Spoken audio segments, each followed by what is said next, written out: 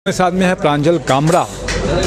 आज एक बड़ा नाम है इन्वेस्टिंग की दुनिया में, स्टॉक मार्केट की दुनिया में और बहुत सारी चीज़ों में।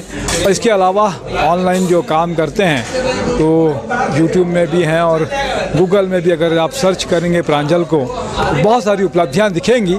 प्रांजल एक बात बता रहे थे अपनी जर्नी में कि यार 64 बार फेल होने के बावजूद 65वीं बार में उनका जाके वीडियो वायरल हुआ।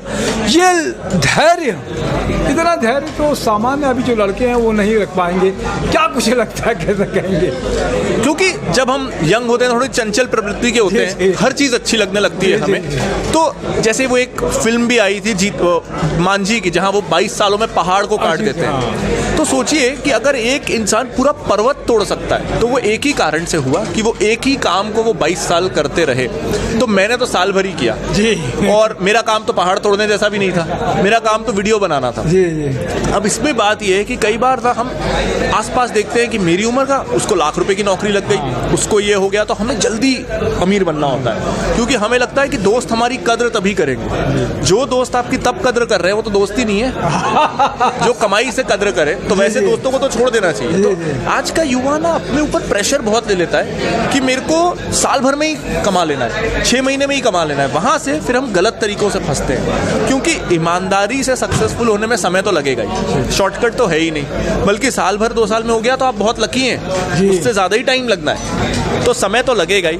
तो ना क्या होता है, इस इनसिक्योरिटी में हम प्लान ए रखते हैं, 3 महीना प्लान ए किया, 3 महीना प्लान बी किया। हम किसी चीज़ में अच्छे नहीं होते, हर चीज़ में हमको थोड़ा थोड़ा ज्ञान होता है। तो आई थिंक कोई प्लान नहीं होना चाहिए। प्लान ए पे आप एक समय सीमा निर्धारण करिए, 1 साल 2 साल मैं सिर्फ ये करके देखूंगा। मोस्ट केसेस में एक ऑर्डिनरी इंसान भी अगर साल भर 10 घंटे एक ही चीज़ करेगा तो वो उसमें दूसरों से अच्छा हो जाएगा। आप दूसरों से अच्छे हो जाओगे तो आप सफल हो जाओगे। ये एक बड़ा गुरु मंत्र मुझे आपने दिया जीवन में। हालांकि किसी ने बड़ा कहा है, विद्वान ने भी। मैंने एक इंडस्ट्रीज का इंटरव्यू देखा था, वो भी कहा कि उन्होंने कहा कि मैं 22 बार फेल हो गया, लेकिन मुझे लगता था कि एक ही काम को जिसमें फेल हुए हैं उसी को करते रहो, कभी ना कभी तो सफल हो जाओगे। क्या कुछ कहोगे प्रांजल? अभी मन में बहुत सारी चीज़ें रहती होंगी, हालांकि आप तो यूट्यूब के माध्यम से और वैसे भी बहुत सारी चीज़ें कह लेते हो, लेकिन ऐसे सोशल मीडिया में या दूसरों से क्या बात कहोगे आप?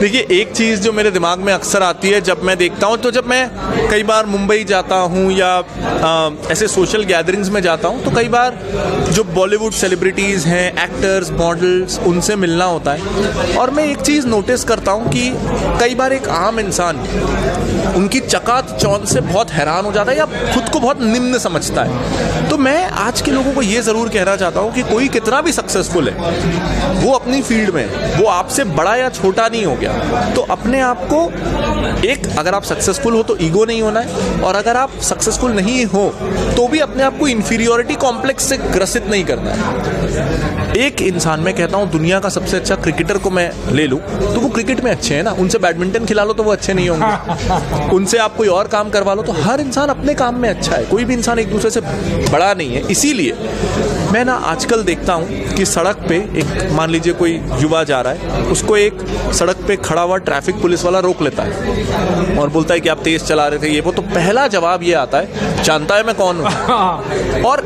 इस चीज़ से मुझे इतना दुख पहुँचता है कि वो इंसान धूप में अपना काम कर रहा है और आप खुद कुछ बने भी नहीं हो। आप शायद अपनी माँ के, अपने पिता के नाम के बेसिस पे कह रहे हो कि मैं जानता है मैं कौन हूँ। तो ये माइंडसेट से हमको नहीं मैं कौन हूँ, ये माइंडसेट से हमको निकलना बहुत ज़रूरी है। और वो कोई भी इंसान हो, कुछ भी करता हो, उसका सम्मान करना बहुत ज़रूरी है। भगवान तभी आपको थाली में कुछ देंगे, वरना भगवान के पास 800 करोड़ लोग हैं, वो आपकी थाली से उठा के दूसरों को दे देंगे। तो अगर आप चाहते हो भगवान आपकी थाली में कुछ अच्छा रखें तो उस काबिल बनना पड़ेगा। बहुत अच्छी बात कही है। हम लोग अभी सनातन धर्म पे काम कर रहे हैं। सहजता और सरलता ये बड़े गुण हैं, साधु संतों में भी होते हैं। और मैंने, प्रांजल अभी बता रहे थे सेलिब्रिटीज़ के बारे में भी, हमने भी कभी जब उनसे बात की तो उनकी सहजता और सरलता हम सबको बड़ी आकर्षित करती है। ऐसा लगता है कि आदमी को कितने भी बड़े हो जाएं। और आपने बहुत अच्छी बात कही, यूथ के लिए, तुम जानते नहीं मैं कौन हूँ, वहाँ से बाहर निकलना पड़ेगा। प्रांजल, आपने समय दिया, हालांकि बहुत सारी चीज़ें भी हैं तो आपसे और भी चर्चा करेंगे। मैं तपेश नरेंद्र ठाकुर के साथ में, जय जोहार, जय छत्तीसगढ़।